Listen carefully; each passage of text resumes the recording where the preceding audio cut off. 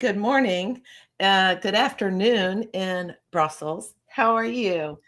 I'm doing great. I'm so happy to be here with you, Lina, and to have some form of breakfast with you, even though it's a bit later for me today. Yes, yes, indeed. It's so good to see you. I Yeah. am beyond thrilled to have some more time with you. And if there's just one audience that gets to meet you and know what everything you do, I think will be just amazing this morning. And I tell you, we were just talking about how much we love breakfast and and now I think we're both hungry. I'm famished. I'm famished. I don't know if I will hold it until the end of this session, but Right?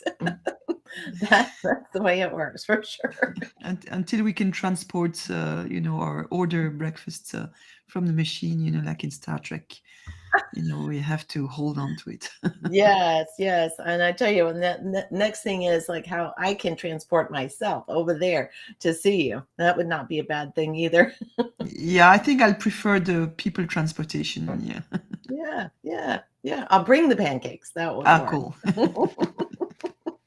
Oh, goodness. You've been so busy, so many things going on.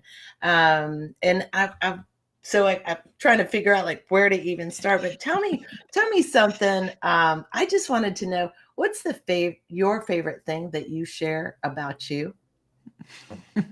It's the hardest thing to do, I find. Normally, I could share like a poem about why I am instead of who I am. That would be an easy way out in a way as well. But I love to share that I ride a yellow electric motorbike. So, that's people are always a bit surprised and they remember that. So I try to find things that are memorable. So I very much enjoy learn riding the bike, I guess 10 years ago, something like that. So it's a late learning experience, but I've enjoyed it very much. And so that would be one thing to share. Um, Another thing to share would be that that I've written 204 haikus about a pigeon. So I've written a whole story about the pigeon of the main square of Brussels. So it's a bit silly, I guess, but it's also poetic. So the pigeon is called Ernesto, and Ernest. Oh, Ernesto, and he would love to travel and to fly away, and he has some experiences through his life, and he's friends with homeless people and a dog. oh, oh, I love that. Yeah, Oh, so wow. yeah, so that's and then I could say that I play volleyball. So I'm in a team, mixed team, and we play competition at a leisure level. And I've started learning also like well maybe 6 years ago, something like that. And so I'm someone who likes to learn through experience, who will give um, herself challenges like riding the bike or deciding to run the 20-kilometer run of Brussels, and this type of thing. So yeah, and yeah, basically to have fun doing that. Oh, that is amazing. That is amazing. I love volleyball. That's so fun. It Yeah, good is, yeah. time. And do you play indoors? Is it indoors? Yeah, we play mostly indoors, just also because of the weather conditions here. But we are starting to have a little bit more beach and outdoor volleyball, but it's still very limited. So I see Marcelino is here. Cool. Marcelino, very cool. Let's see. I'll just say hello. See how that shows. Hello, hello. Oh, Yes. very nice. Very nice. He says, what is And today's Olivier is here as well. topic? It's all Aha. about Dorothy and some wonderful projects that you're working on currently and have been going on for some time. A little bit about what you do, though. Mm. You've been you're an author, a poet. You've spoke TEDx talks, and you have done so much around poetry, music, and the effects that that makes on other people corporately in corporations. And I wanted you to talk about that because I think in the business world, we don't think about poetry, right? We don't Mm-hmm. think about how that affects us or how it can be beneficial. And so, talk to us about that. Okay, big Mm, topic. Maybe I should start by saying that I started writing poetry when I was 7 years old. So poetry has always been a part of my life and something I've always shared as well. Some people write but don't share. So this is part of my makeup or format, if you like. And I've worked in corporations, so I am a trainer, facilitator, a coach, so I accompany change in teams, in organizations, and so on. So productivity trainer, time management and leadership and all these things. So I realized that we have put aside our connection to creativity, to playfulness as well. So to sort of associate different elements together and create something with that. And also for me, poetry as or that sort of playful, sacred wisdom kind of thing is something that is a guiding voice for me. So I believe that we maybe focus too much on navigating in this world using models and rational thinking. And it's important to do. So I'm not saying it's not important to do, not at all, but that the statistics are driving our decisions, that figures are driving and results are driving our decisions. And I think that's not complete. So the intuition is a very good navigation tool. Music is a great navigation tool. Um, the body is a great navigation tool. Emotions, poetry. So that's what I want to bring into the world, is to give everyone to give everyone permission is a bit conceited, I think, but to give opportunities to everyone to sort of connect with their own genius and to play with that and to express that and not just be in jail, in corporate jail or something like that. In sort of you have to be serious, you have to be working with numbers, and I'm bad with numbers, I'm bad with statistics, and I'm happy when someone in my team is very keen with that, who has this great grasp of the metrics or of the rational models, the cognitive elements of it. And I'm very happy when someone is more in tune with the relational aspects and the emotions, and they can enter a room and see that some people are in a good, feeling good or feeling bad. I think we need all of that, and that's what I'm hoping to bring, amongst other things, with poetry in corporations. So Wow. Wow. What kind of what kind of results do you feel like you get from a takeaway on that kind of approach? Does it change the way people deal with their own teams from a management perspective to kind of break that kind of thought pattern and get that creativity back? How do you help that flow happen too? I've got so many questions. okay, one at a time. um, the what I notice is that it's kind of, I'm opening a space, and in that space things are possible. So that's for, I call that the place of possible, or the possible place. It's not determined yet, but and I think that space continues to work after I've been there. So people feel like they can sort of start experimenting with things. And um, I was very lucky to accompany a team for many years, a change team of 20 people, mixed departments and so on. And through the COVID, we had to do some work through Zoom. And so I have, you don't see it, but I have a ukulele here, right? So, for instance, I would take out my ukulele, do some stuff during those sessions that we had, and little by little, they started doing their own stuff and become, and show that they were very creative, which we didn't know at first. So I noticed that there's um, people tend to write more afterwards, or to reconnect with writing, so to also to use language in a different way. To It helps with dealing with a sense of polarity, because poetry helps us, sort of bring together opposites.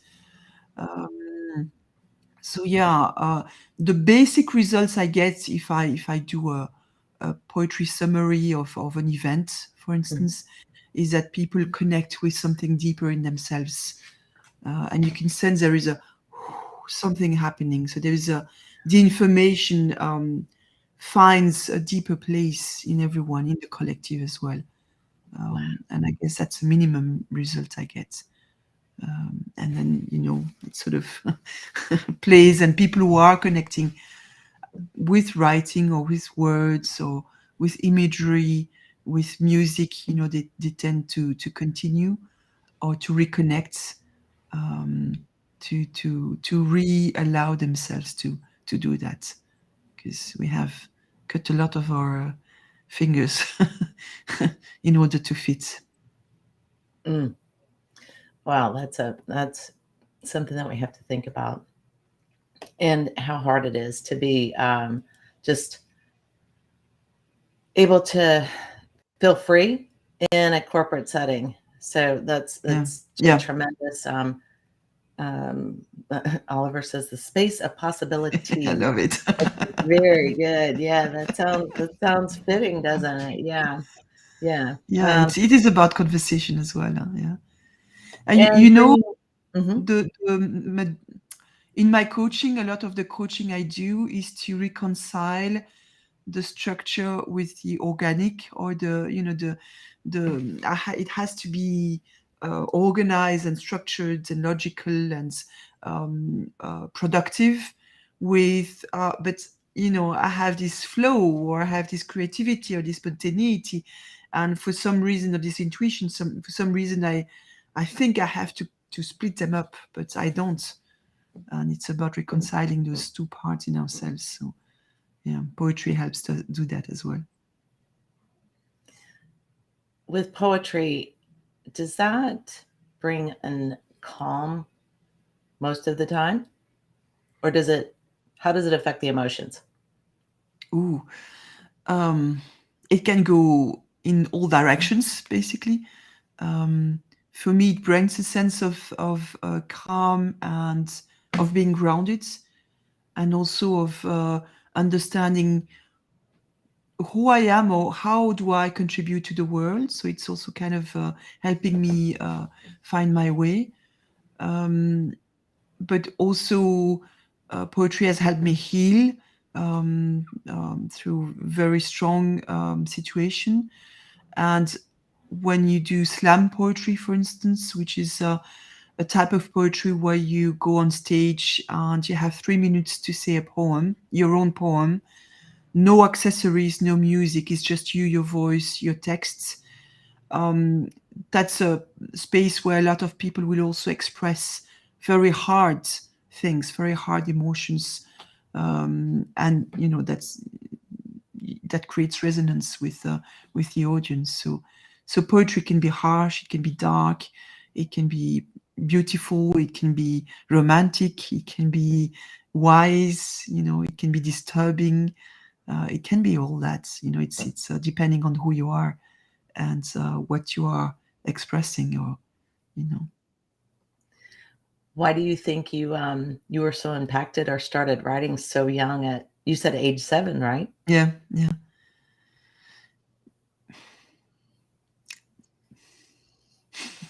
It's kind of, I guess it was in me, and also listening to some I think I was probably listening to some singers, the songs for children or something like that, and they had this very easy rhyme, or very something very very strong, I guess, in that sense. And so I guess I wanted to imitate that, or to explore what it was like to be doing that, and I enjoyed it, and I enjoyed the response I got from my father, and and then from my friends, and yeah, it was encouraged. I was always encouraged in doing poetry. So When did you start playing the ukulele? um, I guess I started maybe 4 years ago. Yeah, with I had wanted to learn the guitar, did a little bit of guitar, and I was picking up things that I liked to do when I was a teenager, because I felt maybe if I want to do music, maybe I go back to what I thought I wanted to do then.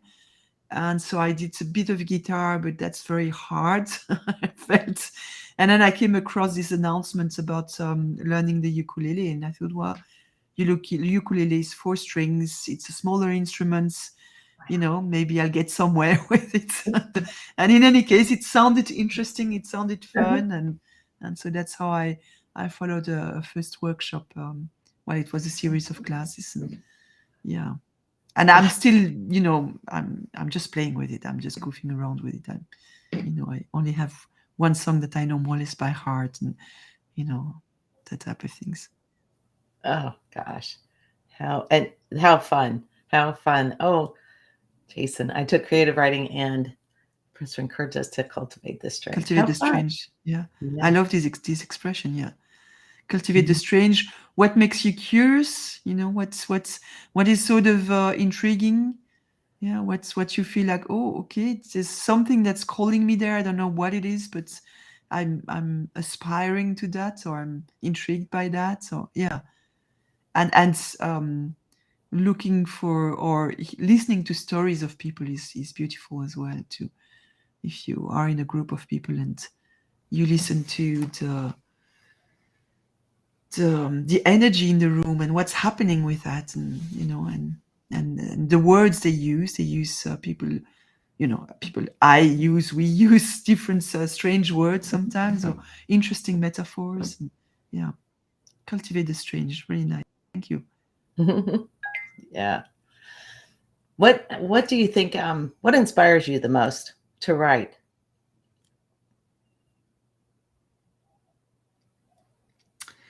um what helps me understand what humans are, I guess. So there's a Belgian poet and playwright.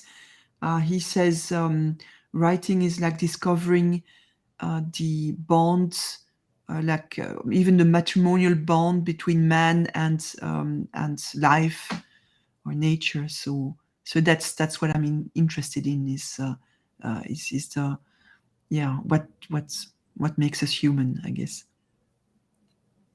That's beautiful. I think that kind of talks about something I'm going to ask you about, which is um, a poem you wrote that has a lot of meaning and Yeah. is more than just a poem now. It's called For Love.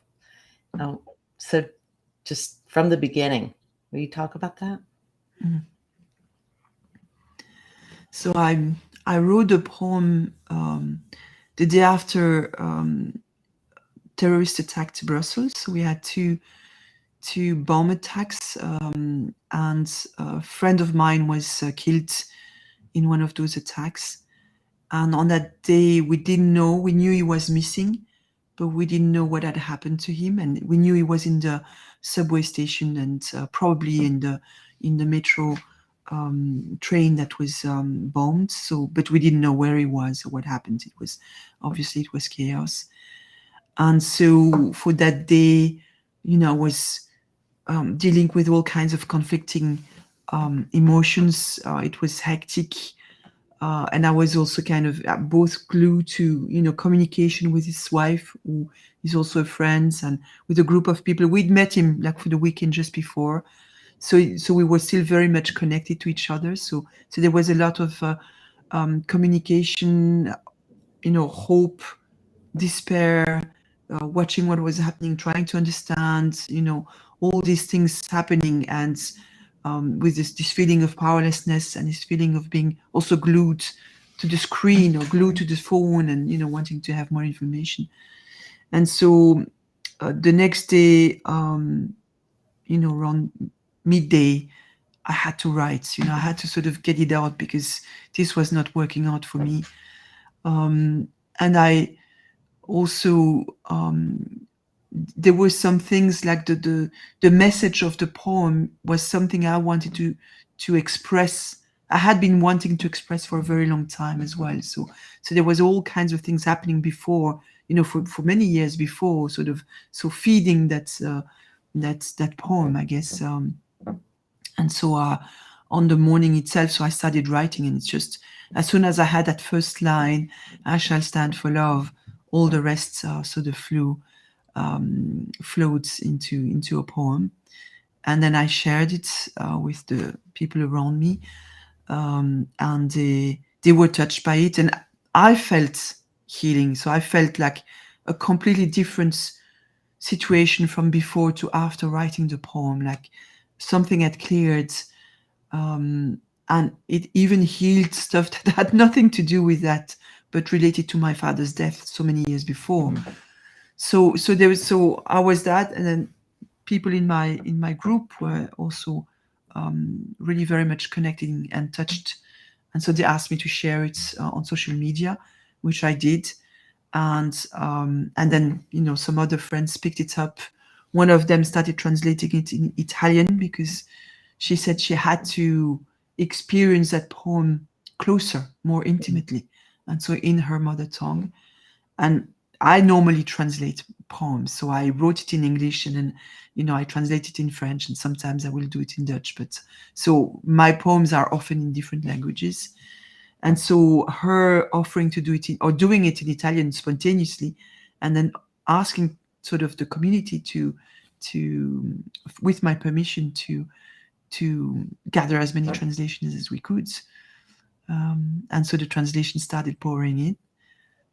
So I think in 2 days' time we had 7 or 9.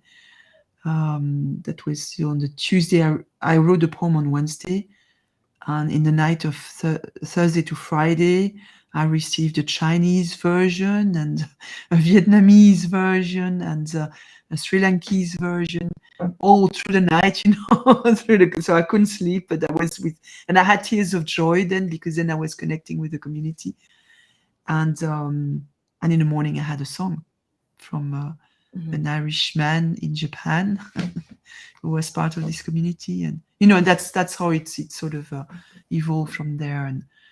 And writing the poem was healing, sharing the poem was healing, receiving those translations, those versions, the responses, and knowing that because people could translate it, or because people could share it or could read it, it sort of helped them feel that they could contribute and they could partake in what was happening.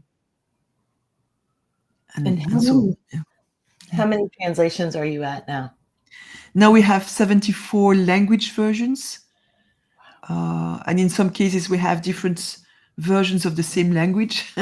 So we have, I think, 4 Spanish versions, because we have one from Mexico, one from Costa Rica, 2 from Mexico, one from Costa Rica, Argentina, I think. Yeah. And yeah. So that's incredible. We have languages that are hardly spoken. So where you have 60 fluent speakers of the language, and then you have something like simplified Chinese, or Russian, or yeah. My goodness, that's incredible. I can't imagine that you could have even thought of the impact that's been felt. Yeah, that's completely unexpected in some ways. It's and still today, because today even people will say, well, I saw your poem here, or I read it, so I shared it with people, because it's so important for me still today. And it's completely strange that the poem will travel so far to so many people, and you don't even know. because I know it's being read somewhere in the world at some point, and in some language, and I don't even know, and that's great. And it's sort of reaching, hearts everywhere in the world. It feels like it's kind of become a movement. Yeah, I think it's a quiet movement, but it's there and it's alive, and it's yeah. We recently we recorded the poem as you participated to that as well, and it was really a wonderful experience to have. And so we have many videos, which was not possible before to do, and today it is possible. We read the poem every day, so we have started mid or early March, I guess, or early April, early March, I don't remember, February, long time ago now it seems, I guess. Yeah. And every day at 1 p.m. Brussels time, we come together and we read the poem in different languages. So we read it at the same time. I will mix Dutch and French and English, and someone will read it in German, someone will read it in English, someone in Dutch, or so. Hmm. So, can I ask you a favor? Will Mm-hmm. you will you read it in Dutch and then in English for us? Yeah, yeah. I can try by heart. Let me see. Do I have my little sheet? I can try by heart in Dutch. It's maybe a bit. Well, you know what? I'll just pull it up here very quickly, because I almost know it by heart, but I tend to mix up things. So I will start. Shall I start it in Dutch or in English? How about Dutch first? Okay, Yeah. Dutch. Ik kies voor liefde. Ik kies voor liefde, zelfs met een bedroefde ziel, zelfs met een bedrukt hart. Ik kies voor liefde, omdat de wereld gewond is, niet enkel mijn klein stukje land, waar het meestal veilig is, waar ik me meestal goed voel. Maar onze wereld, overal, elke dag. Ik kies voor liefde, omdat we meer licht nodig hebben. Niet meer doden, niet meer macht, niet meer bommen. Ik kies voor liefde, opdat onze kinderen veilig zouden zijn, onze vrienden beschermd, onze grenzen open. Ik kies voor liefde, zelfs met een bedroefde ziel, zelfs met een bezwaard hart.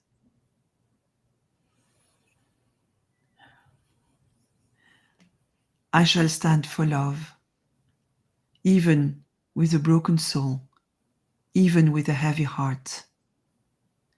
I shall stand for love, for the world is wounded, not just my little piece of land where I'm mostly safe, where I'm mostly well, but our world, everywhere, every day. I shall stand for love because we need more light, not more death, not more power, not more bombs. I shall stand for love so that all children may be safe, so that our friends may be sheltered, so that our borders are open. I shall stand for love, even with a broken soul, even with a heavy heart.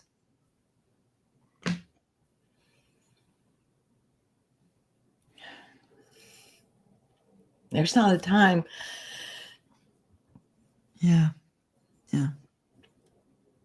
It's just a poem that came through me, and it delivers a message that many people have delivered. So it's not new, right? It's just that it reminds us from time to time, and we need to be reminded because we forget. Beautiful. Absolutely beautiful. And you, my friend, are beautiful. This needs to completely continue to impact the world. And it's timing just continually, you know. So, oh, Maybe I can say here that there will be a small surprise at some point. Is we are preparing a hymn of the poem with a really beautiful music, easy to sing. Because I have different versions of the poem in music, and they are Oh, beautiful versions. But this one is something that's we can share it all together. So I'm hoping that we will be able to sing it in groups, and keep hearing it in communities, and because the music has a powerful effect as well. absolutely. I'll be looking forward to that, Mm. Dorothy. Fantastic. What's your message for everyone to continue on and keep things in mind in the right perspective? Mm. Well, I one thing I do is to, when I'm in a more difficult situation, or I'm wondering what to do next, or how to position myself, I ask myself, well, if I stand for love, what is my answer? So that's a nice way to act from forgiveness, from acceptance, from love, or from a trust in life. Um, and then my other message would be to just play with the stuff that you enjoy doing. So if you are, whether it's music, or it's sports, or it's engineering, or it's learning, pick up that thing that you truly want to do, and play with that. Have fun with that. Yeah. Good words. Good words. What a great message. I can't thank you enough for your time today. This is just wonderful. I hope to get to do this again with you. Might have to get a picture of crepes. We'll enjoy being hungry together Yes. again.